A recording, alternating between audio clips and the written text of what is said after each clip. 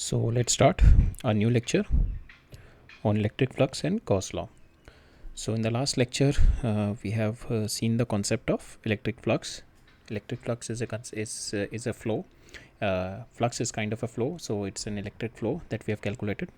So this concept we have built up from the electric lines of forces. Electric lines of forces gives us the qualitative way to view the field lines, और electric flux हमारे को quantitative way होता है. It gives us the mathematical formulation के कितनी number of field lines जा रही है हमारी किसी पर्टिकुलर एरिया से. ठीक है. So that was the electric flux which we have studied in the last lecture. So electric flux जब हम लास्ट लेक्चर में पढ़ रहे थे, so we have seen the flux because of the point charge, और उसके अंदर हमारे को एक इंटरेस्टिंग रिजल्ट मिला था. So from that interesting result only we have developed our understanding of Gauss law. ठीक है. हमारी जो स्टेटमेंट आएगी गॉस लॉ की, जो गॉस थ्योरम आएगी, is from that it is, you can say it is a derivation that we have already done in the last lecture. Electric flux due to the point charge, and in that we have seen it is not depending upon the configuration. ठीक है. वो it is not depending upon the R. In the last lecture that we have already seen, we are going to build up our Gauss law from that derivation itself, and then we'll in this lecture first we will build up the Gauss law from that concept that we have studied in the last lecture के the flux from the point charge. ठीक है. फिर उसकी that is kind of a derivation. फिर उसके बाद we'll see the Gauss law, what is this Gauss theorem is saying. From there we are going to see the application of this Gauss law and why there is a requirement of Gauss law, what are the advantages of using the Gauss law. So we'll see it in the application. So first application here we are going to see it finding the induced charge on the conductor. That is the first application we are going to see because with the Gauss law. Second, we are going to see the finding the electric field in the symmetric, if our charge distribution is symmetric, in that case utilizing the Gauss law and finding the electric field in the conducting sphere, line charge and planar sheet. Conducting line charge in the planar sheet we have already seen it. अब आज जो हम देखेंगे you will see an easy way कि because our charge distribution is symmetric, so it is quite easy to mathematically calculate line electric field due to line charge and planar sheet using the Gauss law. Conducting sphere हमने Gauss law के लिए ही छोड़ा हुआ था. We can do it there also. A bit of integration will be there, calculation will be there, but with the Gauss law ultimately we'll see how much easy it is to calculate the electric field. ठीक है. So we'll see these concepts today. Okay. So we'll begin up from the last lecture where we have derived the Gauss theorem. So from there itself the Gauss theorem comes up, so we will see it again. So we were in the last lecture we were calculating the flux due to a point charge. ठीक है. Flux is nothing but the number of field line crossing the area perpendicular to the field lines. ठीक है. So that is a definition of flux. Now we have to find out the flux due to this point charge. So यहाँ पे एक हमारा एक interesting result आया था, जो हमारा फ्लक्स आ रहा था दैट इज़ इंडिपेंडेंट ऑफ कि मैं यहाँ पे if I wanted to do it for this sphere, ये रेडियस का स्फेयर लूँ, if I am going to do it for this sphere, ये वाले रेडियस का स्फेयर लूँ, और if I am going to do it for the bigger sphere. ठीक है. कोई वैल्यू में कोई डिफरेंस नहीं आ रहा था because it is not depending on the radius. Interesting result ये आया था कि जस्ट मेरा फाई जो आ रहा था that is depending on the charge के ऊपर divided by the permeability of the permeability of the space. ठीक है. If it's a vacuum it is epsilon naught. Okay. अगर यहाँ पे ये if this field is filled up with some dielectric or some other material, then the value of this epsilon naught will be the epsilon. ठीक है. Otherwise it will be epsilon naught. So that is only the charge enclosed के ऊपर dependent था. It is independent of the shape of the surface. ठीक है.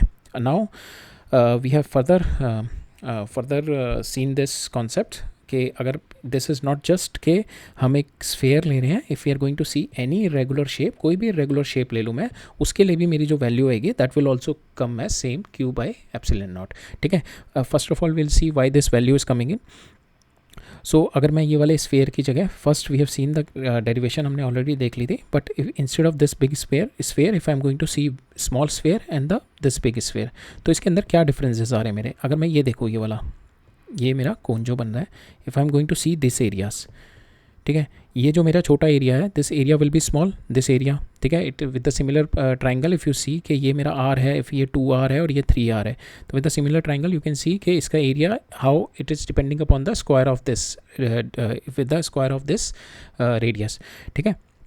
तो इसका जो एरिया आएगा इट इज़ इफ इसे ए, इसका एरिया आ जाएगा 4A और इसका एरिया आ जाएगा 9A, ठीक है। इन तीनों के एरिया ये आ जाएंगे, तीनों स्फेयर्स के, एक स्फेयर ये हो गया, दूसरा ये हो गया, तीसरा ये हो गया, ठीक है। नाउ यहाँ पे electric field will be depending upon inversely with the electric field क्या होता था हमारा, it is KQ divided by R square. तो R जैसे जैसे बढ़ेगा इलेक्ट्रिक फील्ड कम होगा, तो यहाँ पे क्या हो रहा है ना, मेरा एरिया बढ़ रहा है, इलेक्ट्रिक फील्ड कम हो रहा है, ठीक है। यहाँ पे एरिया बढ़ा 4A हो गया, इलेक्ट्रिक फील्ड यहाँ पे होगा E/4।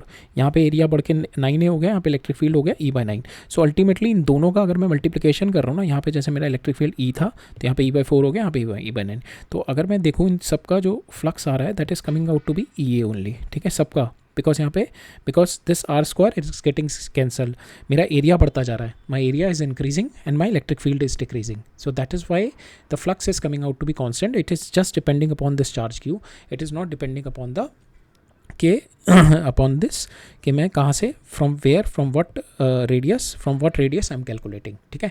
Instead of this sphere if I am going to take any irregular shape also, for that also the same result is going to come, that also we have derived in the last lecture कि what we have done here कि हमने एक spherical surface ले लिया, अगर मैं इस वाले का area if I am going to prove it कि इट इज़ इक्वल टू यहाँ से यहाँ पे, सो ये वाला से जो फ्लक्स मेरा जा रहा होगा, if I am going to prove कि जो मेरी यहाँ से फ्लक्स जा रही होगी, if these two fluxes are same so we can extend this थे, यहाँ से जितना फ्लक्स होगा it will go this flux, ठीक है। तो यहाँ से फिर यहाँ से जितना फ्लक्स होगा it will go this flux. So we can say कि जो भी मेरा स्फेयर से फ्लक्स जा रहा होगा वही सेम मेरा यहाँ से फ्लक्स आ रहा होगा, और स्फेयर से फ्लक्स हमारे को पता है it is Q/ε0, we have already seen, so यहाँ से भी Q/ε0 आ जाएगा, ठीक है। So now how we will do that, we have already seen in the last lecture, I will just give you a quick review on that. So you take this this at a distance R, or we'll take the last one we have take an R value, this time we will take the numeric value. If this is R, suppose यहाँ से यहाँ तक ये हो गया 2R, ठीक है, this is at a distance 2R। तो यहाँ पे जो DS एरिया है, हमें पता है कि इलेक्ट्रिक फील्ड हमारा जो फ्लक्स होता है that is perpendicular to the electric field, ठीक है। सो यहाँ पे जो perpendicular to the electric field जो एरिया आएगा, दिस एरिया विल कम, इसका जो प्रोजेक्शन आ जाएगा ना, ये DS एरिया का प्रोजेक्शन आ जाएगा दिस एरिया, ठीक है, इसके परपेंडिकुलर ये इलेक्ट्रिक फील्ड आ गया। So now we have to calculate कि इस वाले एरिया से जो इलेक्ट्रिक फील्ड मेरा, जो इस वाले एरिया से मेरा फ्लक्स आ रहा होगा that should be equal to this flux, ठीक है। If that is coming we can say कि जो यहाँ से फ्लक्स जा रहा है वही ये DS से फ्लक्स जा रहा है, ठीक है। और जब जो मेरा फ्लक्स यहाँ से DS से जा रहा है और that is also equal to this flux, then we can say कि the flux with this irregular surface will also be depending upon Q only, it will not depend on the shape, ठीक है। तो यहाँ से हमने ये हमने already देखा है कि ऑलरेडी हमने प्रीवियस जब हम ये वाला एग्जाम जब हम इसमें देख रहे थे तो वी हैव सीन कि अगर मेरा रेडियस ये है और नाउ मैं रेडियस इज 2R, तो क्या होता है यहाँ पे इलेक्ट्रिक फील्ड इज डिक्रीजिंग किस रेट से 1/R स्क्वायर से, but my area is increasing with a R square rate से। अब इन दोनों का मैं मल्टीप्लिकेशन करूँगा तो R स्क्वायर जो मेरा जो एक वेरिएबल फैक्टर है वो कैंसिल हो जाएगा, जो मेरा बचेगा केवल EA फैक्टर, ठीक है। किसी भी प्लेस में मैं देख लूँ, ठीक है। यहाँ पे अगर मेरा इलेक्ट्रिक फील्ड मेरा क्या होगा, मेरा E, ठीक है, और ये इलेक्ट्रिक फील्ड अगर मेरा 2R पे जाके देखो, ये इलेक्ट्रिक फील्ड R पे 2R पे कितना हो जाएगा E/4, ठीक है। यहाँ पे एरिया कितना है, ये सपोज A एरिया है, और यहाँ पे एरिया इसका कितना हो जाएगा 2/R पे, दैट इज़ 4, ठीक है, 4 into A. Now if we do the multiplication of both of them, that is what my flux is nothing but my E into A perpendicular. अगर दोनों का मल्टीप्लिकेशन करूँगा I have got the value of EA only, okay. So that also proves के जितना मेरा flux यहाँ से जा रहा है और वो फ्लक्स कितना है मेरा Q/ε0, उतना ही मेरा फ्लक्स ये पूरे कोई भी रेगुलर सरफेस ले लो उसके थ्रू जाएगा। But we select a Gaussian surface which helps us in solving the problems, ठीक है। So it is not like we select this set of thing as a Gaussian surface, we have to select the Gaussian surface which helps us in making our calculation easier, ठीक है। इतना समझ में आ गया, it is nothing but the derivation of our Gauss law. Now Gauss theorem देखते हैं, हमारी गॉस थ्योरम क्या कह रही है। गॉस थ्योरम कह रही है कि it is a different way of expressing my electric field and Q. हमने पहले इलेक्ट्रिक फील्ड और क्यू को कैसे किया था, KQ divided by R square. Now we are introducing the concept of flux and from there we are relating electric field and Q, ठीक है। That is how we are going to see in the expression. So why we are using it, what is the advantage of using the Gauss law in the symmetric charge distribution. if the charge distribution is symmetric, ठीक है, in that case calculation of electric field will be quite easy then are applying the integration, ठीक है। This thing we are going to see, just read through this thing. And second thing is if I'm having the electric field given, then we can find out the charge distribution. if my electric field is given, we can find out the charge distribution inside the closed surface. First let us see this expression and then I am going to explain both of these points. ठीक है, flux हमने already देख लिया था, how the number of field lines crossing over the closed surface. तो यहाँ पे closed surface का बहुत इंपॉर्टेंट मीनिंग है. ठीक है, it is Gauss law is for the closed surface only. So now we'll see the expression of the Gauss law. Gauss theorem बोलती है the total electric flux through the closed surface. ठीक है, this is most important, closed surface is equal to the charge enclosed divided by the permissivity of the free space. ठीक है, it is not including कि क्या shape है, क्या उसका कितने distance पे है. It is only depending upon the charge enclosed divided by the permissivity of the free space, or any other, if the charge is present in any other space apart from the vacuum, we'll have to use the permissivity of that. So we'll put it in the mathematical form. So flux is equal to one way of expressing the flux is closed surface का क्या होगा कि the electric field. So if this is my charge q, if I have to find out the flux from this, so we'll take the electric field at this point. Electric field at this point is E into the area of this is dA. ठीक है, इसका overall integration कर दिया मैंने, इसका overall integration surface integration किया, that is going to give me the flux and that is equal to the charge enclosed into it, that is q divided by epsilon naught, that is a charge enclosed into it. ठीक है, charge inside. ठीक है, charge enclosed into it divided by epsilon naught. Okay, so that is what my Gauss theorem कि flux through the close surface, total electric flux through the closed surface, that first thing is total. ठीक है, so something will coming out and अगर कुछ अंदर आ रही है कुछ बाहर जा रही होंगी, if I am having the charge outside, so charge outside के हमने देखा था कि वो फ्लक्स कुछ अंदर आती है कुछ बाहर जाती हैं. ठीक है, so we have to take the total electric flux through the close surface is equal to charge enclose divide by the permittivity. ठीक है, नाउ यहाँ पे जो मेरा फील्ड है, this electric field is because of all the charges present, और यहाँ पे जो क्यू एनक्लोज्ड है, it is the charge inside my close surface. ठीक है, इसका एग्जांपल देखते हैं कि अगर मेरे पास ये मेरा Q1, Q2, Q3 चार्जेस हैं. ठीक है, और Q1, capital Q1, capital Q2, capital Q3 charges हैं. If I have to find out the electric field at this point. ठीक है, सो यहाँ पे जो फ्लक्स होगा, the flux over this close surface. ठीक है, if I have to find out the flux over this close surface is equal to यहाँ पे जो इलेक्ट्रिक फील्ड होगा इनटू माय एरिया वेक्टर. ठीक है, electric flux into area vector. ठीक है, ये वाला मेरा होगा, that will give me my flux for this ds, और इसको इंटीग्रेट करेंगे क्लोज सरफेस को, will get the value of flux, overall flux. ठीक है, यहाँ पे जो मेरा इलेक्ट्रिक फील्ड है, that is because of all the charges Q1, Q2, Q3, Q1, Q2, Q3. ठीक है, सारे चार्जेस की वजह से आएगा जो भी मेरे यहाँ पे इलेक्ट्रिक फील्ड आएगा. ठीक है, एंड माई जो यहाँ पे जो फ्लक्स वाला ये वाली है Q inside divided by epsilon not, यहाँ पे जो आएगा, जो मेरा क्लोज सरफेस है उसके अंदर वाले चार्जेस का जो सम होगा उसकी वजह से आएगा. ठीक है, यहाँ पे चार्जेस क्या है मेरा Q1, Q2 and minus Q3. सो इन तीनों का आ जाएगा Q1 plus Q2 minus Q3 divide by epsilon not is equal to my electric field at point M into ds. ठीक है, इंटू ds, इसका क्लोज इंटीग्रेशन. ठीक है, इसका क्लोज सरफेस इंटीग्रल ले लिया हमने, that is going to give me my flux. तो यहाँ पे जो इंपॉर्टेंट पॉइंट है नोट करने वाला कि यहाँ पे जो फ्लक्स, यहाँ पे जो इलेक्ट्रिक फील्ड है, that is because of all the charges, ये सारे चार्जेस की वजह से इलेक्ट्रिक फील्ड है. But my flux which is coming out, flux which is there, the net flux which is coming out, it is because of my inside charges only, तीनों inside charges की वजह से. ठीक है, this is the Gaussian surface. Suppose I have to find out the electric field at a particular point. So we'll draw a Gaussian surface. We'll draw a Gaussian surface including that point in order to find out the electric field. ठीक है, but यहाँ पे थोड़ा difficult होगा because my charges are separated like this. There is no symmetry. So electric field जो आएगा that will not be uniform at this Gaussian surface. So it will not be symmetric also. At every point the angle will be different. So it will be difficult to find out here. But we will see the cases when the Gauss law is so much easy to apply to get the value of electric field.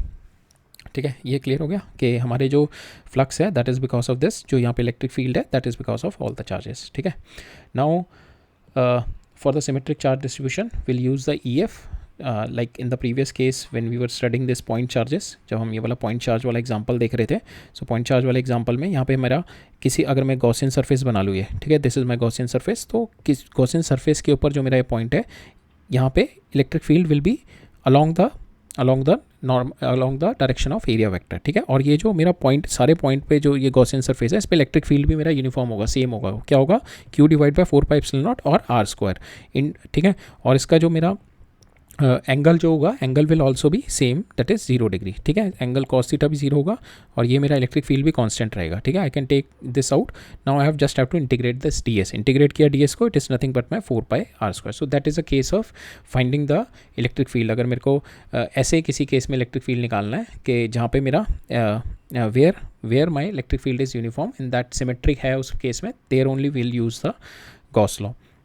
So whenever there is a symmetric charge distribution, जैसे हमने previous case में देखा था, जैसे यहाँ पे भी है सिमेट्रिक चार्ज डिस्ट्रीब्यूशन है, अगर हम देखें कि इस सरफेस से, so in that case we will use the symmetric charge distribution to calculate the value of E on this point. अगर मेरे को E एट ये चार्ज रखा हुआ है, यहाँ पे मेरे को इस पॉइंट पे इलेक्ट्रिक फील्ड निकालना है, so I can use the Gauss law, ठीक है। अगर मेरा सिमेट्रिक चार्ज डिस्ट्रीब्यूशन, दूसरा क्या है, अगर मेरा EF, अगर मेरे को इलेक्ट्रिक फील्ड दे रखा है, then I can get the value of charge distribution. अगर मेरे को इलेक्ट्रिक फील्ड दे रखा है, if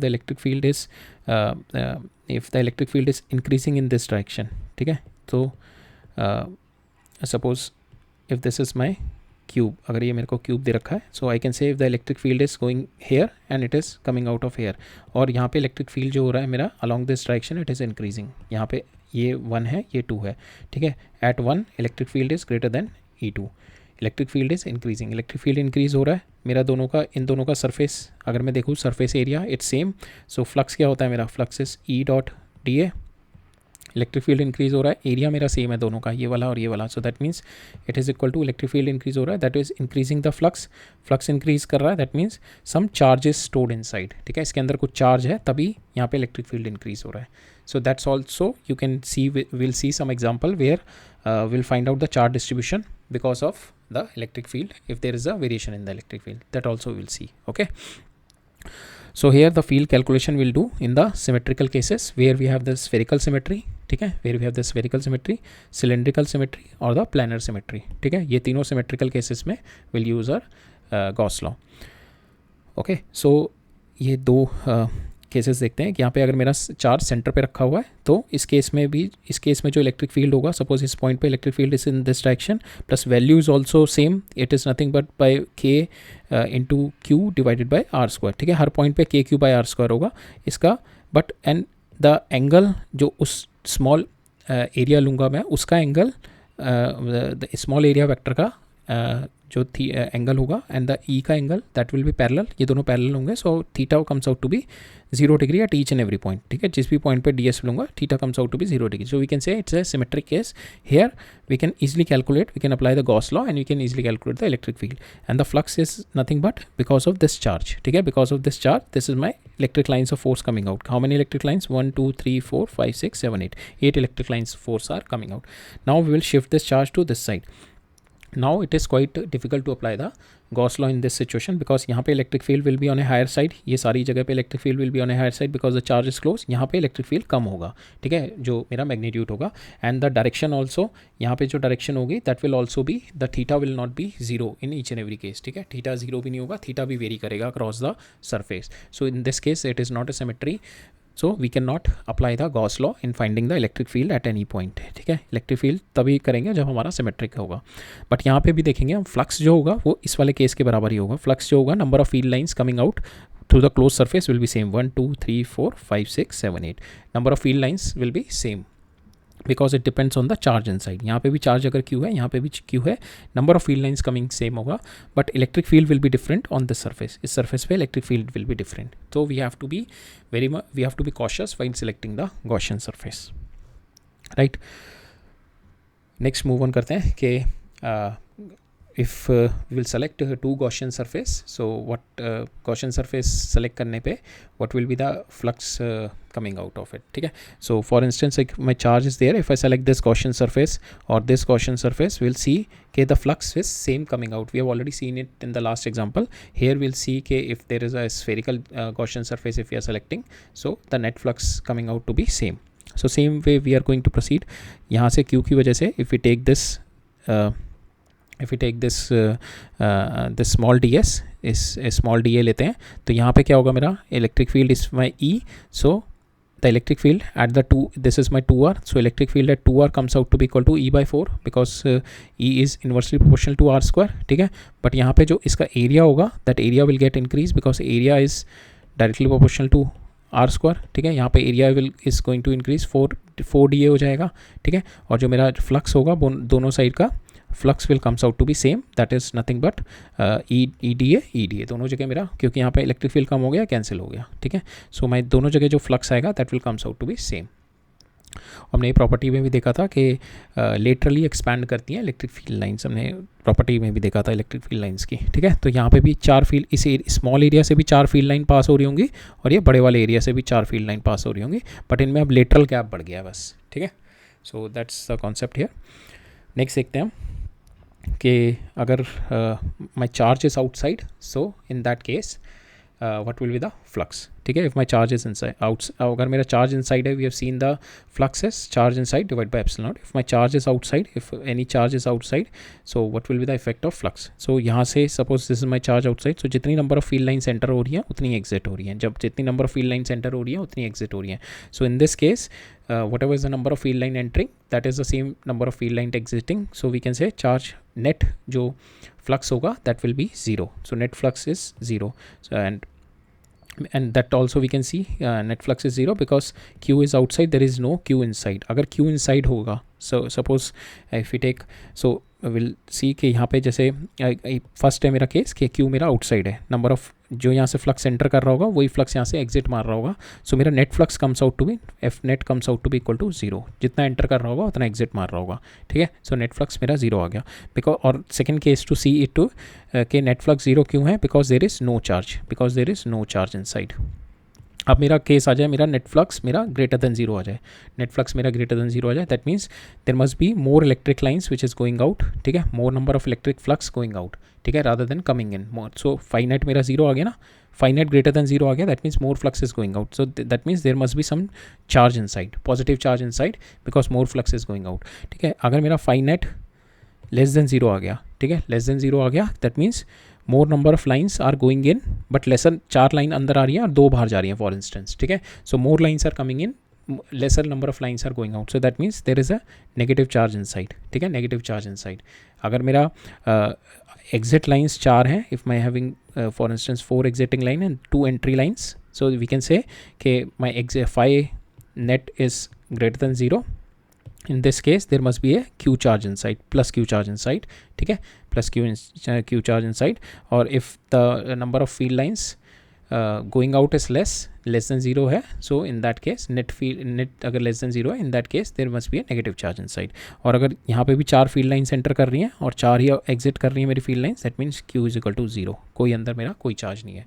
so that way also you can see के how from the electric field lines you can see the charge distribution in the closed surface. okay, so that's the case of closed surface only. okay, anywhere if the surface is open, then you cannot apply the Gauss law. It is only in the closed surfaces. Closed surface, so this we have already seen. If phi is greater than 0, then there must be q inside. If phi is less than 0, there must be q less than 0 inside. okay,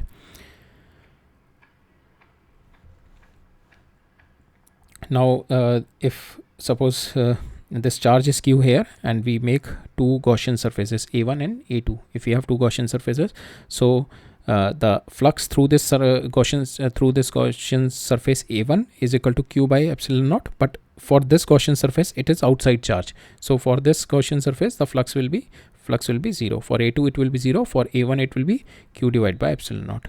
okay, so for the Gaussian surface q1 q by epsilon naught, for the Gaussian surface A2 it is 0. okay, because it's a charge outside charge जो भी होगा उसका कोई surface, अगर मेरा surface close surface है उसमें जो नेट फ्लक्स है that will be 0, net flux because of outside charge will be 0. Will see the next concept. यहाँ पे we have already seen this के we will smartly see the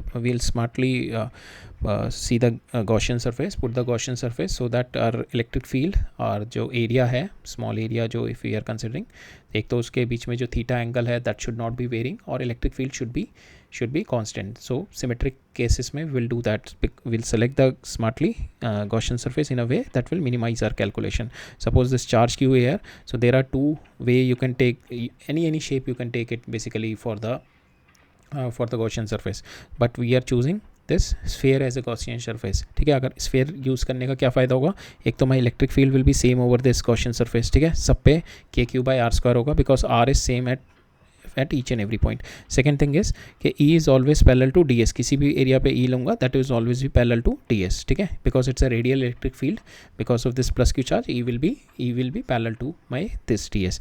Suppose instead of that, if someone say I'll take this cube as a, if I'll take this cube as a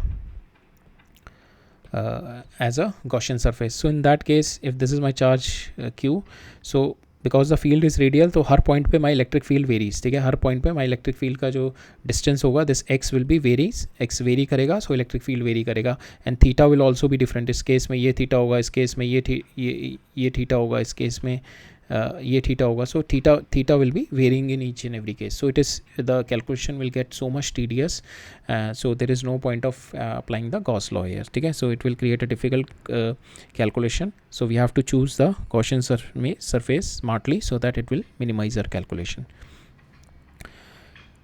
ठीक है, we have already seen A varies with r here, and theta also varies continuously because my field is radial.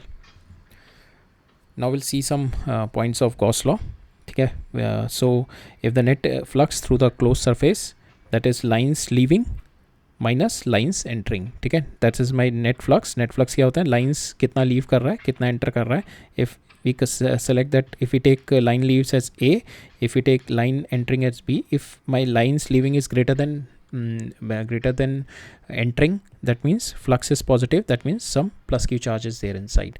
ठीक है, if my lines entering is equal to lines leaving, my flux net is 0, there is no charge inside. If my lines entering is more than my lines leaving, there is q net comes out to be 0 or negative, and there will be a negative charge inside it. Thus we have already seen in our previous slide.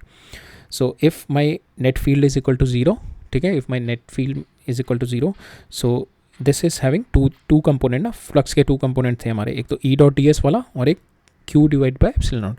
तो if flux is 0, it is not के my E का magnitude 0 हो जाएगा, because E is because of inside and outside charges. ठीक है, so it is not के E may or may not be 0, but my q inside will be 0, so this term will be 0. This is must. ठीक है, if my flux is 0, that means charge enclosed will be 0. ठीक है, E may not be 0 in that case, because E we know it is because of inside and the outside charges. So this E we have already seen, it is the net field for all the charges inside and out. Okay, so if there is a charge q outside, so no net flux, because the number of lines entering in is equal to number of lines entering out. ठीक है, so there is no net flux is equal to 0, so charge inside will be equal to 0. So is there any effect of the charge distribution on the number of on the field lines or the flux? We'll see कि अगर मेरा charge centre पे है, we have seen अगर charge मैं displace कर दूंगा, electric field on the surface Gaussian surface पे इम्पैक्ट आएगा, but the number of field lines will be same. So phi net will be same because number of field lines exiting will be the same. यहाँ से भी मेरी field lines 8 ही exit कर रही हैं और यहाँ से भी मेरी 8 ही एग्जिट करेंगी फील्ड लाइंस. ठीक है, both the places. So my Q net comes out to be same, but my value of E is varying at each and every place. ठीक है, सेम वे अगर मेरा कोई बाहर चार्ज रखा हुआ है, ठीक है, अगर मैं उसकी ओरिएंटेशन चेंज करता हूँ, अगर मेरा बाहर चार्ज यहाँ पे है और फिर यहाँ पे, इन बोथ द केसेस जो मेरा नेट फ्लक्स होगा दैट विल बी 0, बिकॉज जितनी लाइंस मेरी यहाँ से एंटर कर रही होंगी उतनी एग्जिट कर रही होंगी. So net flux will be 0 of any outside charge if you are putting and electric field, but electric field will change. ठीक है, यहाँ पे इलेक्ट्रिक फील्ड इस वाले एरिया में ज़्यादा होगा, इस वाले एरिया में कम होगा. यहाँ पे इलेक्ट्रिक फील्ड इस वाले एरिया में ज़्यादा होगा, इस वाले एरिया में कम होगा. ठीक है, सो इलेक्ट्रिक फील्ड चेंज हो जाएगा आउटसाइड चार्ज के कॉन्फ़िगरेशन चेंज करने में, बट मेरा क्यू नेट 0 ही रहेगा, ठीक है। Let us move on to the now we have seen the Gauss law, ठीक है। Will see now will do the application of Gauss law. Gauss law is just theorem है, it's just statement है। आप उसके application से will get a better understanding और थोड़ा concepts को और डेवलप करते हैं with the application of Gauss law, ठीक है। सो सबसे पहले हम लोग अप्लाई करेंगे to find out the induce charge on the conductor, ठीक है। If we have a conductor with a cavity, so will find out the induce charges on the conductor, ठीक है। सो केस 1 देखते हैं कि if I am having this conductor, ये मेरा कंडक्टर है, ठीक है। So it is having the cavity, so this is a cavity in the conductor, so this is my conductor, irregular conductor with this is my cavity, ठीक है। Now my condition is के हमने देखा था कि for electric field inside the conductor is 0, ठीक है। So if I select a Gaussian surface here, so my electric field at this point should be 0. Electric field at this point should be 0. So if I am having a charge outside, ठीक है, if this is charge, if I am having a charge outside, so यहाँ पे जो मेरा electric field आएगा that is because of, यहाँ से जो भी मेरा इलेक्ट्रिक फील्ड आएगा, सो that is because of the charge inside this, इसके अंदर का जो चार्ज होगा, इसके अंदर मेरा क्या चार्ज है, because on this Gaussian surface इसके अंदर क्या चार्ज है। If the charge is 0 then only I can get the, if this charge is 0, if q is equal to 0, then only I have the 0 electric field onto it, because my electric field inside conductor is 0, ठीक है। electric field inside conductor is 0 if I take a Gaussian surface passing inside the conductor. so EP जो हो गया inside conductor हो गया, इस point पे E is my 0, ये E 0 कब होगा, अगर मेरा E0 यहाँ पे है, बट इम I having a charge outside, तो चार्ज आउटसाइड का इम्पैक्ट जो आएगा, सो प्लस चार्ज है तो ये नेगेटिव साइड इधर की साइड आ जाएगा, पॉजिटिव इधर की साइड आ जाएगा।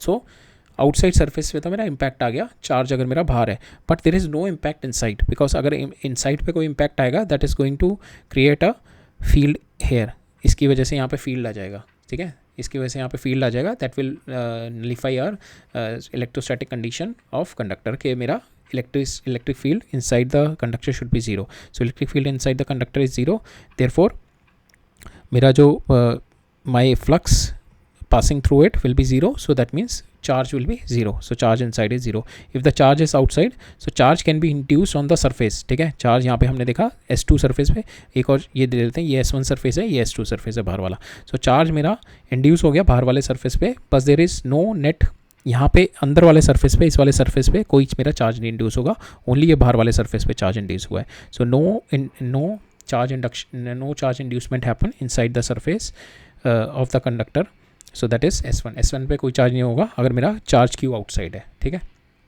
Because we have to maintain कि मेरा जो इलेक्ट्रिक फील्ड है at this point inside the conductor should be 0, that's why no charge will be induced, ठीक है।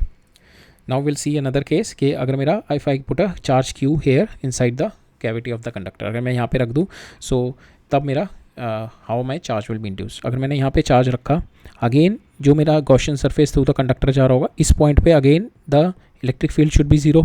अब इस पे 0 आने के लिए नाउ इफ़ विल सी कि यहाँ पे 0, यहाँ पे जो मेरा फ्लक्स है that is coming out to be equal to Q by epsilon naught, Q by epsilon naught यहाँ पे मेरा फ्लक्स आ रहा है because of this charge. Now this should be 0, so that means there must be a negative Q inducement is there on the surface, so that my net charge will be 0 inside this closed surface, net charge will be 0. so इसका मतलब अगर यहाँ पे Q है तो minus Q यहाँ पे induce हो जाएगा inside this cavity onto this S1 surface पे माइनस आ जाएगा। अब ये जो माइनस होगा that is nothing but minus Q होगा। अब ये माइनस Q प्लस Q जो नेट चार्ज मेरा आ जाएगा इसके अंदर का, दैट विल, ये जो गॉसियन सरफेस के अंदर का minus Q and plus Q will make it 0, so my electric field at this point inside the conductor will comes out to be 0. now again मेरे कंडक्टर के ऊपर कोई चार्ज नहीं है, this is my conductor ना, this is my conductor and there is no charge onto it, ठीक है। initially we have not given the charge onto the conductor, charge is placed here, so finally also charge will not be there on the conductor। अगर मेरा conductor के inside surface पे minus Q आया हुआ है, सो मेरे बाहर वाले सरफेस पे it should come as Q, ठीक है, यहाँ पे प्लस Q आ जाएगा, so that the net charge on the conductor will be 0। So finally क्या सिचुएशन आ जाएगी मेरी, अगर मेरा Q चार्ज इनसाइड है, सो S1 सरफेस पे माइनस Q चार्ज इंड्यूस हो जाएगा, so that to maintain the electrostatic condition कि मेरा कंडक्टर के अंदर electric field should be 0, so मेरा माइनस Q चार्ज इंड्यूस हो जाएगा, और कंडक्टर के ऊपर मेरा नेट चार्ज पहले भी जीरो था and it's an isolated conductor, so finally भी नेट चार्ज जीरो होना चाहिए. अगर मेरा माइनस क्यू चार्ज यहाँ पे आ गया इनर सरफेस पे, सो आउटर सरफेस पे प्लस क्यू आ गया मेरा. ठीक है, सो आउटर सरफेस पे प्लस क्यू आ गया. सो S2 Q should be 0 on the conductor, so Gaussian surface, so because minus Q is there, so plus Q will come. और another way is to look, पहले तो ये देख सकते हैं कि net charge on conductor is 0. another way is to look कि अगर मैं Gaussian surface यहाँ पे ले लूँ, ठीक है, तो यहाँ पे Gaussian surface पे जो मेरा इलेक्ट्रिक फील्ड होगा that will be because of the charge enclosed. Charge enclose कितना था यहाँ पे एक इनिशियल कंडीशन में, that is Q only. But अब यहाँ पे देखा मैंने, यहाँ पे प्लस Q आ गया, यहाँ पे माइनस क्यू इंड्यूस हो गया, ये तो टोटल जीरो हो गए. So that means they must be plus Q charge here to generate that. There must be plus Q charge here, so that my electric field here comes out to be equal to because of this charge only. Okay, so both the ways you can see. Now third situation में देखते हैं. If you have given plus Q charge to the conductor and you put small Q charge inside the cavity. आपने minus Q charge यहाँ पे small Q charge रख दिया cavity पे, यहाँ पे स्मॉल क्यू रखा, तो यहाँ पे इस पे इंड्यूस माइनस क्यू होगा because we have to make कि पॉइंट बी पे मेरा इलेक्ट्रिक फील्ड जीरो आ जाए. ठीक है, इलेक्ट्रिक फील्ड जीरो आ जाए पॉइंट बी पे. ठीक है, वो कब आएगा, जब मेरा फ्लक्स जीरो हो जाएगा. ठीक है, my flux will be zero, then only I can say my electric field at B will be zero. और फ्लक्स जीरो कब होगा, जब मेरा charge enclosed within this Gaussian surface will be zero. So plus यहाँ पे Q आ गया, यहाँ पे माइनस क्यू इंड्यूस हो जाएगा. अब मेरे को दे रखा है यहाँ पे चार्ज जो है कंडक्टर पे क्यू है, ऑलरेडी कंडक्टर पे माइनस क्यू चार्ज है. दैट मीन्स यहाँ पे जो एक्सटर्नल चार्ज आ जाएगा मेरा क्यू प्लस क्यू आ जाएगा, तभी मेरा जो नेट कंडक्टर पे चार्ज बनेगा ना, क्यू प्लस क्यू आ गया S2 सरफेस पे, और S1 सरफेस पे कितना है minus Q. So net charge कितना हो गया, this into this comes out to be Q. So net charge मेरा मेंटेन रहना चाहिए Q because it's an isolated conductor. ठीक है, सो मेरा नेट चार्ज मेंटेन रहा. सो आउटर सरफेस पे आ गया मेरा capital Q plus Q. Right, now we'll see the electric field. So electric field because of these two Q and ये जो minus Q induce हुआ है, इसकी वजह से, इन दोनों की वजह से इलेक्ट्रिक फील्ड इस पॉइंट पे भी जीरो होगा, इस पॉइंट पे भी जीरो होगा, क्योंकि इन दोनों का नेट चार्ज, अगर मैं इन दोनों का नेट चार्ज कितना है, इस पॉइंट से अगर मैं गॉसियन सरफेस बनाऊँ, इन दोनों का नेट चार्ज जीरो. ठीक है, सेम वे अगर इन दोनों को कवर करते हुए गॉसियन सरफेस सी के पास करते हुए बनाऊँ, तब भी नेट चार्ज जीरो हो गया. So net electric field because of this and this comes out to be zero. Net electric field because of this Q plus Q will not be zero here. ठीक है, but it will be zero at A and B. ठीक है, यहाँ पे zero होगा और यहाँ पे जीरो होगा. ठीक है, ए और पी पे because of this plus Q and Q, capital plus Q and minus Q, because inside the conductor the electric field will be zero. B पे जीरो आएगा, electric field will be zero, और at point A also it will be zero. Okay, because of this conductor के अंदर electric field electric field will be zero because of this. Okay, so एक ये ऐसी concept है. अगर my charge Q is given to this spherical surface and conductor है, इस पे ये कंडक्टर है मेरा, इस पे क्यू चार्ज दिया और इस पे मैंने 2Q चार्ज दिया. ठीक है, now I have to find out the flux, sorry, if I am having the Q charge here, 2Q charge here. ठीक है, and I have to find out the flux through this surface and this surface. So obviously flux through this surface कितना होगा because of this charge, और flux through this surface क्या होगा because of both the charges. ठीक है, so that will be the flux 3Q by epsilon naught and Q by epsilon naught. If I fill up this surface with water से अगर मैं fill up कर दूंगा, तो इस केस में क्या आएगा, अगर मैं वाटर से फिलअप करूँगा, my this epsilon naught will turn into epsilon. ठीक है, that is the only change. अगर मैं परमिटिविटी चेंज कर दूंगा मैं, तो flux will also get change. Okay, now will move on to the next question, next concept देखते हैं आप.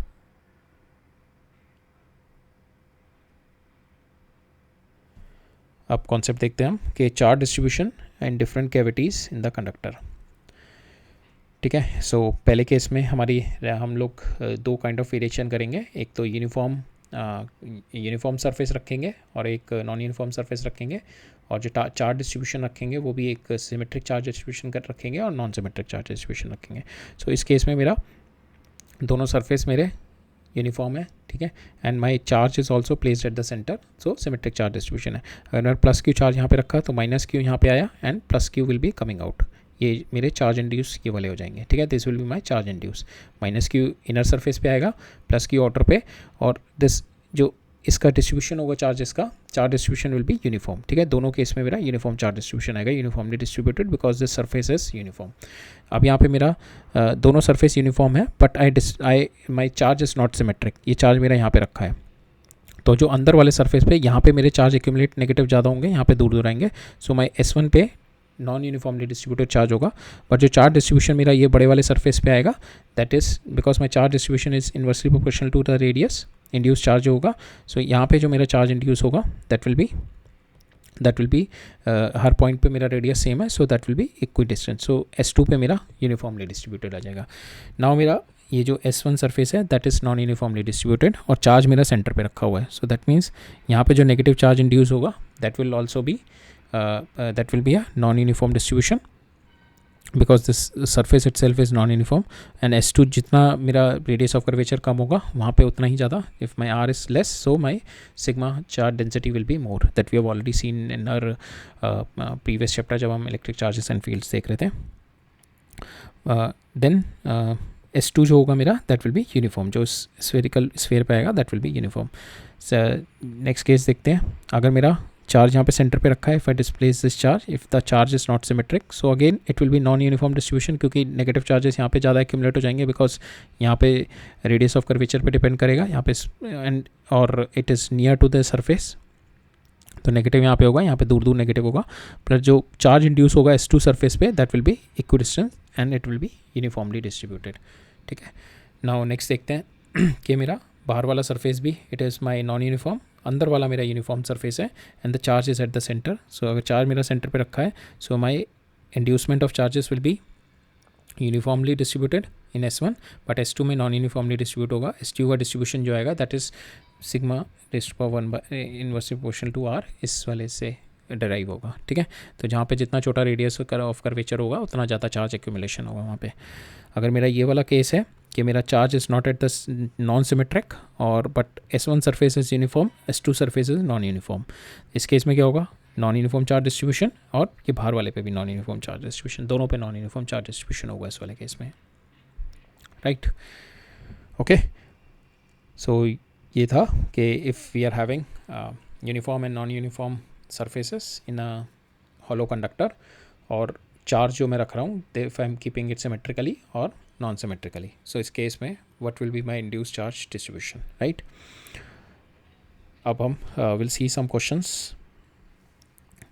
क्वेश्चंस जो भी हमने कॉन्सेप्ट पढ़ा है इलेक्ट्रिक फ्लक्स का एंड गॉस लॉ का, उसके बेसिस पे क्वेश्चंस करते हैं। फिर विल सी अनदर टॉपिक हमारा जो इलेक्ट्रिक फील्ड है in the symmetric charge distribution, ठीक है। ये क्वेश्चन देखते हैं, इसमें क्या कह रहा है ना मेरा कि electric field is varying like this, E is equal to A plus BX, ठीक है। दैट मीन्स कि अगर मैं एक्स डायरेक्शन में मूव कर रहा हूँ my electric field is increasing, x direction में electric field is increasing, so electric field is in J direction only, ठीक है। That means it is in this direction. So जो इलेक्ट्रिक फ्लक्स होगा मेरा यहाँ से 0 होगा, इस वाले सरफेस से 0 होगा, ठीक है, नीचे वाले सरफेस पे 0 आएगा, और जो पीछे वाला सरफेस है इस पे चारों पे 0 होगा। बस इन दोनों के थ्रू मेरा जो इलेक्ट्रिक फ्लक्स है that will be coming because of this electric field, ठीक है। इन दोनों केस में मेरा जो यहाँ से एंटर कर रहा है मेरा इलेक्ट्रिक फ्लक्स नेगेटिव होगा, यहाँ से मेरा एग्जिट कर रहा है, ठीक है। तो my net will find out the net electric flux. Net electric flux हमें फाइनली यहाँ पे क्या निकालना है कि यहाँ पे जो चार्ज है how much will be the charge stored, how much will be the charge stored, ठीक है। That is what we have to find out, how much will be the charge stored inside this.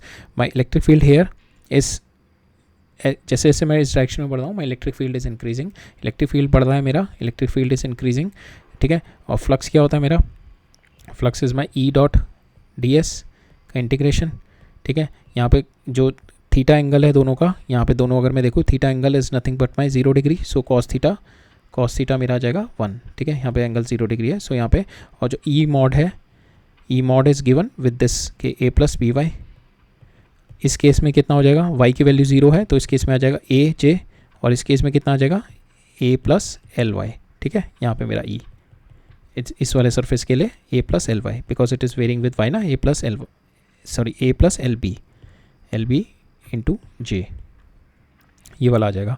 और E1 surface पे कितना आ जाएगा मेरा, that will be A because y is 0 there, ठीक है, AJ। Okay, now my S क्या है मेरा जो सरफेस है, यहाँ पे जो सरफेस एरिया आएगा, what is this magnitude of this area is nothing but my L square, और यहाँ पे भी मेरा जो एरिया है that is nothing but my L square. Area दोनों सेम है मेरे, but my electric field is increasing as I'm going in this direction. Electric field is increasing, so that means my phi is increasing, और phi हमने देखा था किस case में increase करता है, जब मेरा चार्ज अंदर पॉजिटिव हो, ठीक है। उसी केस में मेरा नेट फ्लक्स जो आएगा वो इंक्रीज करेगा। माई net flux is increasing only cases when my phi is increasing. So you have understood the concept now we'll apply the formula. हमने देखा बस इन्हीं दोनों surfaces के through my flux will be flowing through because the direction of my electric field is this. So flux is my phi enclosed by epsilon naught. Phi is increasing, q, there must be q inside, net phi. So we'll have to take the net phi. So net will take the flux in this plus this, ठीक है। यहाँ पे क्या होगी मेरी negative आएगी because area is in this direction, electric field is in this direction, so angle is pi. So यहाँ पे जो मेरी आएगी ई एफ जी एच के through that will be A plus B, Y मेरा जीरो है तो ए जे आ गया, और यहाँ पे एरिया क्या है L square into minus J, ठीक है। ये आ गई मेरा electric flux through this area minus A L square. A B C D के थ्रू निकालेंगे इस वाले एरिया के थ्रू, यहाँ पे ए प्लस बी एल हो गया, ठीक है, इलेक्ट्रिक फील्ड इंटू एरिया कितना हो गया L square into J this value. अब नेट कितना आ गया, इससे ये कैंसिल कर देंगे, जो दोनों ऐड आ जाएंगे। So B L cube is my net flux, is my net flux आ रही है B L cube, that will be equal to K N close divide by epsilon naught. Epsilon naught इधर ले जाओ, you will get the value of Q inside कितना आ गया, Q inside is my B epsilon naught L cube, so that will be my inside cube, ये इतना मेरा charge होगा, ठीक है। सो हमने देखा ना गॉस लॉ से दो तरीके से कर सकते हैं हम इलेक्ट्रिक फील्ड निकाल सकते हैं if the charge distribution is given, and अगर इलेक्ट्रिक फील्ड दे रखा है we can also find out the value of we can also find out the charge distribution, ठीक है। So will see some more questions on to it. अभी के लिए we will just see one question in the coming lectures, we are going to see some more questions on to it, okay. Some advance level of question, क्योंकि इस पर थोड़े advance level of question बनते हैं, so will see it there. अब हम देखते हैं we'll apply the symmetry Gauss law and to find out the value of flux in different geometrical shapes. अब पहले मेरे को दे रखा है क्यूब दे रखा है, उस पर मेरे को दो चार्जेस, दो ये cube, this cube is given to me, ठीक है। अब यहाँ पे मेरे को पहले चार्ज दे रखा है केस वन में, चार्ज मेरा यहाँ पे रखा हुआ है in the centre which is at a/2, और जो क्यूब है मेरा a, तो दैट मीन्स ये सेंटर से a/2 पे रखा हुआ है। सेकेंड केस है मेरा जो है कॉर्नर पे रखा हुआ है, ठीक है। पहले हम ये वाला केस देखते हैं, अगर मेरा सेंटर पे रखा हुआ है, सो यहाँ पे अगर मेरा चार्ज क्यों रखा है, सो इट विल बी जो नंबर ऑफ लाइंस निकल रही होंगी मेरा, flux will be in all the direction. तो फ्लक्स जो होगा through this cube will be same as जो मेरा स्फेयर, अगर मैं यहाँ पे स्फेयर बना लूँ तो इसके थ्रू जो भी मेरा होगा वो सेम ही मेरा फ्लक्स होगा। स्फेयर के थ्रू मेरा फ्लक्स कितना है Q by epsilon naught, so same flux will B through the cube itself. अगर मेरे को किसी एक पर्टिकुलर सरफेस के थ्रू निकालना है, ठीक है, so if I take this whole cube will be divided into 6 surfaces, 1 2 3 4 5 and the back one 6. so एक surface के थ्रू कितना हो जाएगा, वन जो overall का 6, बिकॉज सारे surface मेरे इक्वल हैं, so through one face my flux will be Q by 6 epsilon naught. अगर मेरा चार्ज मेरा यहाँ पे रखा हुआ है, my charge is at the corner of my cube, so in this case I can not, I have to find out कि इस क्यूब के थ्रू मेरा कितना फ्लक्स होगा, and second thing I have to find out कि एक surface के थ्रू कितना फ्लक्स होगा। These two things we have to find out. Now again will use the concept of symmetry. तो यहाँ पे अगर मैं रखा है तो will use the concept of symmetry से विल जस्ट पुट 4 ये पॉइंट सेंटर पे रख के ये 4 क्यूब ऐसे और 4 क्यूब इसके पीछे 4 क्यूब इसके आगे रख देंगे। Will put 4 cube in front. Now it is at the centre of my 8 cubes, ठीक है। इट इज लाइक दिस, ये मेरा चार्ज हो गया यहाँ पे 1 cube, so this will be this my 1 cube, second cube, third cube, 4 cube, 5 6 7 8, ये मेरे 8 क्यूब हो गए, इसके सेंटर पे रखा हुआ है charge. So that means in 8 के through it will be giving the equal flux. अगर मैं यहाँ पे सर्कल बना लूँ तो इस सर्कल के इस स्फेयर बना लूँ, स्फेयर के थ्रू कितना जा रहा होगा, सिग्मा बाय एप्सिलॉन नॉट, और यहाँ पे ये sphere it is dividing into 8 cubes में डिवाइड हो रहा है, सो एक क्यूब के थ्रू कितना जाएगा, सिग्मा बाय 8 एप्सिलॉन नॉट। और अब सरफेस कितने होगा यहाँ पे, 8 मेरे क्यूब्स हैं और हर एक क्यूब पे 6 मेरे फेसेस हैं और हर फेस पे मेरे 4 स्फेयर हैं। तो डैट मीन्स कि एक फेस से मेरा क्यू बाय 6 एप्सिलॉन नॉट था और अब एक फेस पे मेरे 4 हैं, so it will be sigma by Q by 24 epsilon naught आ जाएगा यहाँ पे, ठीक है। So that is how you have to use the concept of symmetry. अब नेक्स्ट क्वेश्चन देखते हैं। इस क्वेश्चन में क्या कह रहा है कि एक मेरा वायर है, this wire I have to find it is a infinitely long wire with a positive lambda charge density. I am having the case one where r is less than d, so this is my d and this is my r. So r is less than d, so that means that this wire is outside. In this case, what will be my flux? Second case is if my r is greater than d, so that means this d and this r is greater than d, that means that this wire is inside this sphere. So inside this sphere, so I have to find out the flux. So पहले case में जब ये बाहर है, so that means the flux will be zero in this case. जितना flux enter करेगा उतना ही close surface से बाहर निकल जाएगा. जब ये मेरा अंदर है, that means इसका कुछ एक जो ये मेरा चार्ज है ये कुछ एनक्लोज अंदर आ रहा होगा, जिसकी वजह से माई net flux will be coming out. ठीक है, जिसकी वजह से नेट फ्लक्स आ रहा होगा मेरा यहाँ पे. Because of this that is going to we have to find out. पहले हम देखते हैं कि ये चार्ज कितना होगा. This charge is nothing but lambda into length of this A B. अब लेंथ कैसे निकालेंगे ए बी की? This is my R given, this is my D given, so R square minus T square का into 2 कर देंगे, length of A B आ गई. ठीक है, इसको मैं लैम्डा से मल्टीप्लाई कर दिया तो मेरा चार्ज ऑन ए बी आ गया. And will take charge on A B divide by epsilon naught. It will give me the flux through this sphere. Okay, right. So next will move on. अब हम देखते हैं कि जो कि हमारा मेजर एप्लीकेशन है गॉस लॉ की to finding the electric field in cases of symmetry. ठीक है, सो गॉस लॉ का अप्लाई करने से पहले हमें we have to find out the Gaussian surface. ठीक है, सो हम लोग कभी भी इलेक्ट्रिक फील्ड फाइंड आउट करने के लिए दिया होता है किसी भी पॉइंट पे, वी हैव टू सी कि वेदर द चार्ज डिस्ट्रीब्यूशन दिया हुआ है, वी हैव टू सी कि उस चार्ज डिस्ट्रीब्यूशन की वजह से we have to find out the electric field at certain point. So we have to select that point in our Gaussian surface. ठीक है, फिर उस पर निकालते हैं. बट गॉसियन सरफेस जो हम सेलेक्ट करेंगे, we have to select that Gaussian surface in a manner that are symmetry, that are calculation should be minimised. So अगर गॉसियन सरफेस के कुछ एक हम लोगों ने बेसिक शेप्स सरफेसेस ले रखे हैं, जो हमारा अगर मेरा चार्ज डिस्ट्रीब्यूशन पॉइंट चार्ज है, in that case will select the Gaussian surface as spherical and because my electric field is radial.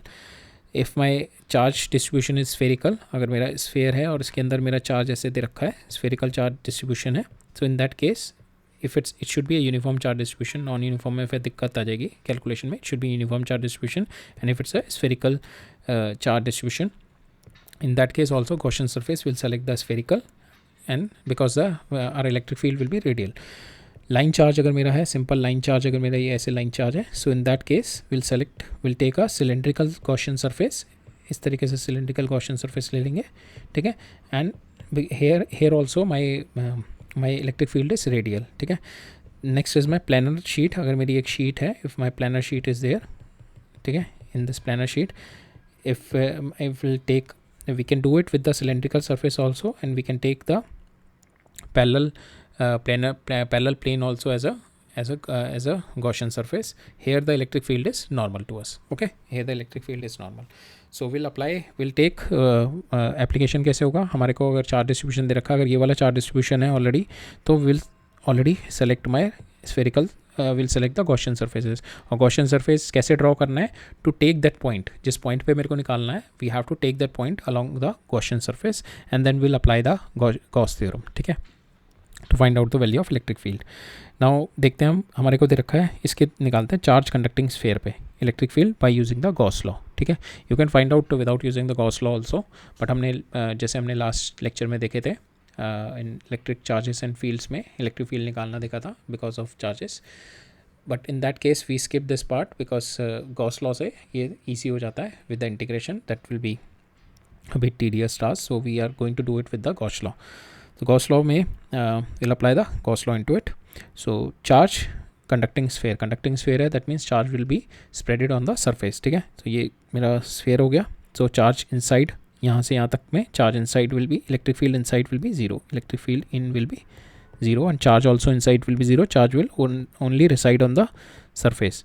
ठीक है, now I have to find out the electric field at this point and at this point. ठीक है, ये तीनों point पे. सो मैं Gaussian surface बनाऊंगा, इसको एनक्लोज करता हुआ अंदर. सो ऑब्वियसली अगर मैं अंदर से एनक्लोज करता हुआ बना रहा हूँ तो अंदर तो मेरा charge is equal to 0 because charge is always residing outside, तो my electric field will be 0 here. ठीक है, अगर मेरा ये वाले पॉइंट पे निकालना है, so I will make a Gaussian surface here Gaussian surface here. So now I have to find out the electric field at this point. Electric field will be here and small ds will be along this direction. दोनों के direction same है, ds की भी और electric field की भी. So I can say it is cos theta is equal to 0. cos theta 0 हो गया. Flux will be E into ये ds को अगर मैं E मेरा कॉमन आ जाएगा बिकॉज इट्स यूनिफॉर्म, बिकॉज ये स्फेरिकल सरफेस में my electric field will be depending on this R only and uniform along the Gaussian surface. So it will be E बाहर आ गया और मेरा गॉसियन सरफेस को अगर मैं इंटीग्रेट करूँगा along the curves along the surface, that value will be 4 pi जो मेरा रेडियस, जो this is my radius if I am taking 4 pi R square, that will be charge inside कितना है Q divide by epsilon naught. So यहाँ से मेरा electric field आ गया Q divided by 4 pi R square, 4 pi epsilon naught r square. ठीक है, this is my electric field. So this is how we have seen the electric field here at a distance 2 or at a distance, और किसी भी distance पे लेना है. So we'll do our Gaussian surface and we can calculate the value from there. ठीक है, so यहाँ पे electric field यहाँ तक का जो आएगा that because Q inside is 0, so we can say up to this point my electric field is this, और उसके बाद my electric field started decreasing with the inverse square law. It will be started decreasing with the inverse square law 2r 3r पे. ठीक है, और यहाँ पे electric field जो होगा मेरा at r will be kq by r. फिर यहाँ पे जो होगा it will be e by 4. अगर ये वैल्यू मेरी e है so it will be reduced to e by 4 because my surface area has been increased here, so because flux I have to maintain equal, और यहाँ पे my electric field will be E by 9.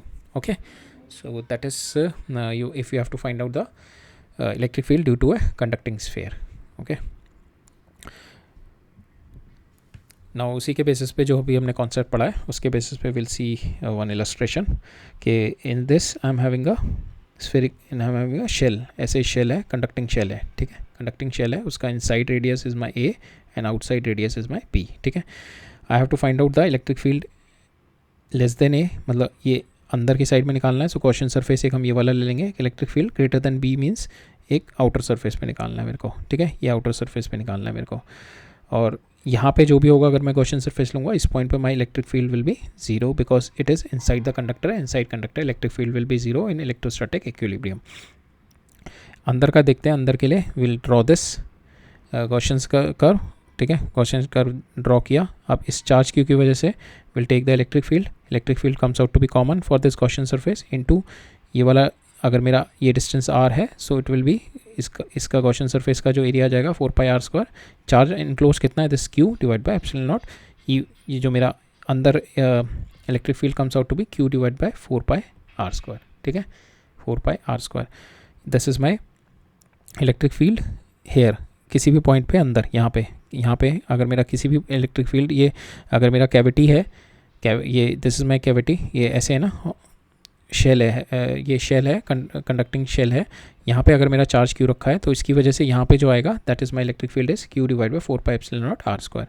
अब मैं इस पे charge induction कैसे होगा, ये प्लस Q रखा हुआ है ऑब्वियसली यहाँ पे, क्योंकि मेरा यहाँ पे इलेक्ट्रिक फील्ड 0 होना चाहिए जिसकी वजह से चार्ज यहाँ पे अंदर की साइड में नेगेटिव Q इंड्यूस हो जाएगा. So this will be minus Q induce हो जाएगा, और मेरा कंडक्टर पे 0 चार्ज है. सो कंडक्टर पे 0 चार्ज करने के लिए आउटर सरफेस पे मेरा प्लस Q चार्ज आ जाएगा. Plus Q charge will come on outer surface. ठीक है, प्लस Q चार्ज यहाँ पे इनर सरफेस पे माइनस Q आ जाएगा, आउटर सरफेस पे प्लस Q आ जाएगा. So that will be my charge induction. Now I have to find out the electric field at point B. ठीक है, एक फिर से you take a Gaussian surface which is r greater than b. Again you will use the Gauss law. E into electric flux निकालते हैं. So it is E dot ds का integration किया, surface integral 4 pi R square हो गया. Q enclose कितना है मेरा अभी भी इस वाले सरफेस के लिए, ये minus plus will get 0 and this only Q will be there. So value comes out to be equal to Q divide by 4 pi epsilon naught R square. This R will be this one.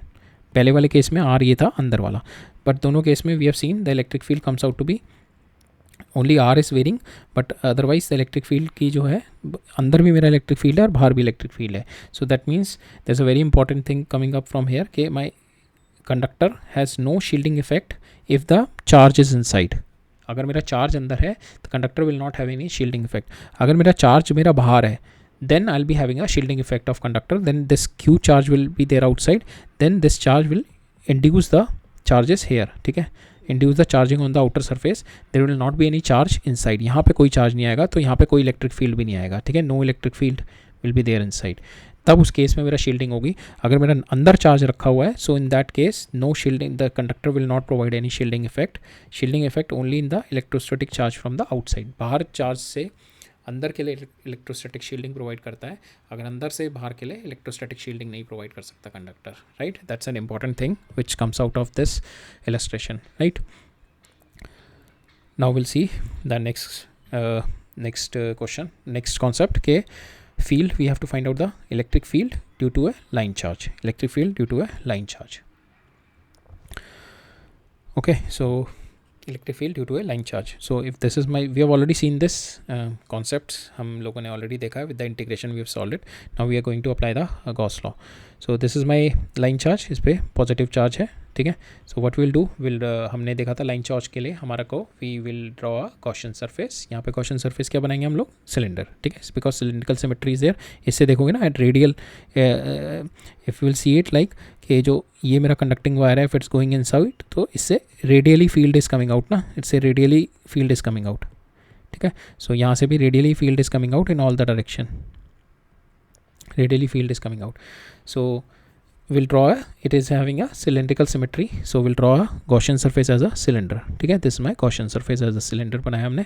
Now we'll find out the total net electric flux coming out of the this Gaussian surface, that is because of the charge enclosed by this Gaussian surface. ये जो wire है इसमें charge कितना होगा इसमें, कि lambda अगर मेरा इसका सरफेस चार्ज डेंसिटी है इनटू ये हो गया L, so lambda into L divided by epsilon naught. This is my flux from the charge. Now this will be equal to my electric field, जो मेरा इलेक्ट्रिक फील्ड होगा. सो electric field will B, मेरे तीन surfaces हो गए ना यहाँ पे, एक ये सर्फेस हो गया, एक ये सर्फेस हो गया, एंड दिस सर्फेस, ये जो कर्व्ड वाला सर्फेस होगा, पूरा कर्व्ड वाला सर्फेस.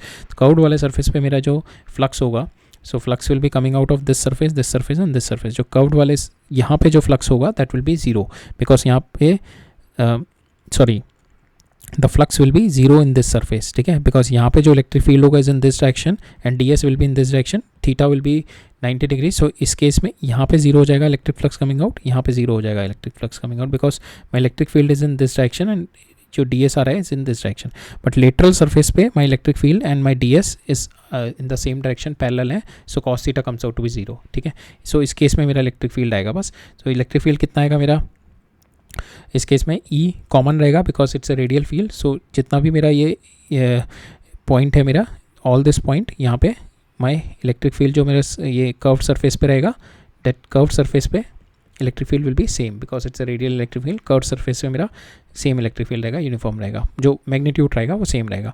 और अब मैं डी एस को I just do the surface integral. इसका डी एस का सरफेस इंटीग्रल आ जाएगा, इसका लेटरल रहेगा 2πr इंटू एल, अगर इसका मेरा r रेडियस है और लेंथ मेरी l है इस गॉसियन सरफेस की. और चार्ज इनक्लोज कितना आ गया, lambda into L. We put the value lambda L, 2πrl, L से L cancel, we got the value of E S lambda over 2π epsilon naught R, which you have already seen कि अगर मेरे को किसी भी r पॉइंट पे electric field निकालना है, यहाँ पे इस सरफेस से r पॉइंट पे इलेक्ट्रिक फील्ड निकालना है, so electric field is my lambda over 2π epsilon naught r, ठीक है. this we have already seen in our previous chapter. so here also we have derived it from the Gauss law. okay, so यहाँ पे किसी भी point पे हमें निकालना था, तो उस पॉइंट को कवर अप करते हुए हमें गॉसियन सरफेस बनाना होता है, ठीक है. Now will see our last concept for this lecture. यहाँ पे देखते हैं, अब हमारे को फील्ड निकालना है, electric field due to infinitely plane sheet, ठीक है, इनफाइनाइटली प्लेन शीट की वजह से. So will take this, so this is my infinitely plane sheet, ठीक है, it is having plus charge. Now will take a Gaussian surface here. So it is a thin sheet, flat और infinitely big है. Infinitely वैसे होता नहीं है कुछ भी. So the concept of infinite is के जो मेरे को इलेक्ट्रिक फील्ड निकालना है that is quite near to this sheet, के ये जो जहाँ पे मेरे को इलेक्ट्रिक फील्ड निकालना है वहाँ से वहाँ का distance should be very very much smaller than the size of the sheet, ठीक है. then in that case we can consider the sheet is infinite, ठीक है, उस केस में. अदरवाइज कोई इनफाइनाइट शीट ऐसे होती नहीं है.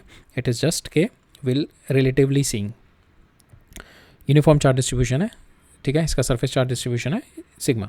Now will make a Gaussian surface if I have to find out the electric field at this point, ठीक है. If at this point I have to find out the electric field, will draw a Gaussian surface. यहाँ पे इस point पे अगर निकालना है, सो इस पॉइंट को लेते हुए I draw a cylinder as a Gaussian surface, ठीक है, एक सिलेंडर बनाया मैंने गॉसियन सरफेस पे. Now my net electric field निकालते हैं, फ्लक्स निकालते हैं. Through this Gaussian surface flux निकालते हैं. सो यहाँ से मेरा एक तो ये मेरा एक सरफेस हो जाएगा, एक ये सरफेस हो जाएगा, ये सरफेस हो जाएगा. इसके थ्रू जो मेरा फ्लक्स आएगा वो आएगा ये यहाँ पे एरिया वेक्टर ये है और ई भी है ये मेरा. ठीक है, because of this my field will be perpendicular to it ना. यहाँ पे भी परपेंडिकुलर होगा. सो यहाँ पे electric field will be this, D S also this. Area आ जाएगा इसका ये वाला पाई आर स्क्वायर वाला एरिया आ जाएगा और we can write it down A only. ठीक है, तो यहाँ पे जो मेरा फ्लक्स आएगा ई आ गया. सेम वे यहाँ पे जो मेरा फ्लक्स आएगा ई आ जाएगा. ठीक है, so total flux coming out कितना हो जाएगा, 2 times of E A. Total flux coming out 2 times of E A. Now lateral surface से क्या होगा, मेरा लेटरल सरफेस से एरिया जो होगा that will be this. And यहाँ पे लेटरल सरफेस के अलॉन्ग ग्रेजिंग करता हुआ मेरा अलॉन्ग इलेक्ट्रिक फील्ड होगा. सो और surface area is my perpendicular. Surface जो वेक्टर होगा दैट इज परपेंडिकुलर. सो यहाँ पे हमेशा हर सरफेस के हर पॉइंट पे my theta comes out to be equal to 90 degree, जिसकी वजह से cos theta is equal to 0. तो जिसकी वजह से मेरा लेटरल सरफेस पे जितना भी मेरा फ्लक्स होगा that will be 0. Flux through lateral surface will be 0 और only surface will comes out to be this E A this side, the A this side. तो दोनों एड अप होके बना देंगे मेरा total flux will be 2E into A. That will be equal to my charge कितना store हो रहा है इसमें. सो माई सिग्मा इंटू ये एरिया, ये वाला जो एरिया होगा जो कट कर रहा होगा, सिग्मा इंटू ए से ए कैंसिल आ गया. इलेक्ट्रिक फील्ड आ गया मेरा sigma by 2 epsilon not, which you have already seen in the previous chapter, sigma by 2 epsilon naught. So here जो एजम्पशन हमने लिया इनफाइनाइट शीट की, that is when the point at which we are finding the electric field which is very very close to the sheet. ठीक है, so sheet के perspective में वो इतना close है कि sheet will be sheet is like an infinitely big sheet. Okay, so that's all for today. We'll take a quick review. आज हमने क्या क्या देख लिया. So today we have started building our concept. We have seen flux का concept पहले build up किया था from the electric field और फिर flux का concept build up से we have seen the Gauss law. तो Gauss law को build up करने से पहले we have seen the flux through a point charge and then from there we have done the derivation of Gauss law and we have got the Gauss theorem जो उसका statement था Gauss theorem का. ठीक है, and after finding the flux through a point charge we have got a very good result, interesting result था, जिसकी basis पे we have got the statement of Gauss law. ठीक है, फिर Gauss law का एप्लीकेशन क्या थी हमारे, किस केसेस में हम लोग Gauss law अप्लाई कर सकते हैं. अगर मेरे को इलेक्ट्रिक फील्ड दे रखा है we can get the value of charge distribution within a closed surface. अगर मेरे को चार्ज डिस्ट्रीब्यूशन दे रखा है we can find out the electric field at certain point if there is a symmetry in the charge distribution. ठीक है, और फिर उसके लिए वी हैव सीन के हमारे को जो if there is symmetric charge distribution so we have to use the Gaussian surface. और तो Gaussian surface है there's some rules to because ultimately Gaussian surface का पर्पस होता है to minimize your calculation. अगर Gaussian surface ही ऐसा select कर लिया जिससे कैलकुलेशन और tedious हो रही है तो there is no point. तो Gaussian surface में हमने देखे थे कुछ एक रूल्स होते हैं to find out the Gaussian surface. अगर मेरा पॉइंट चार्ज है डिस्ट्रीब्यूशन तो स्फेरिकल है, स्फेरिकल चार्ज डिस्ट्रीब्यूशन है तब भी स्फेरिकल है. अगर मेरा लाइन चार्ज डिस्ट्रीब्यूशन है तो सिलेंड्रिकल आ जाएगा और मेरा प्लानर है तो we can take a planar charge distribution और अ सिलेंड्रिकल चार्ज डिस्ट्रीब्यूशन और सिलेंड्रिकल Gaussian surface. ठीक है, फिर हमने एप्लीकेशन देखा था in the charge inducement, charge induced in the conductor application. पहली एप्लीकेशन देखी थी. फिर सेकंड एप्लीकेशन हमने देखी थी कि to find out the charge distribution when the electric field is there, we have done a question on that. And thirdly we have seen के what is my electric field due to a conducting sphere. So this is a conducting sphere we are taking. We are not taking the uniformly charged sphere. ठीक है, non conducting sphere नहीं ले रहे हैं जिसमें charge पूरा का पूरा बॉडी पे भी रहता है. वो वाला नहीं केस लिया. अभी हमने आज जो केस लिया that is just a conducting sphere. It is like the charge is as soon as we will give the charge to the sphere it will directly go on the surface. Then we have seen the line charge की वजह से what is my electric field coming in using the Gauss law and we have seen in the planar sheet की वजह से. ठीक है, so this is all we have discussed for today. अब next lecture में देखेंगे कुछ एक और इलेक्ट्रिक फ्लक्स को यूज़ करते हुए विल सी सम क्वेश्चंस कि अगर मेरा इलेक्ट्रिक फील्ड दे रखा है so what will be my charge distribution. Next lecture में कुछ एक और इंपॉर्टेंट टॉपिक्स देखेंगे हम लोग.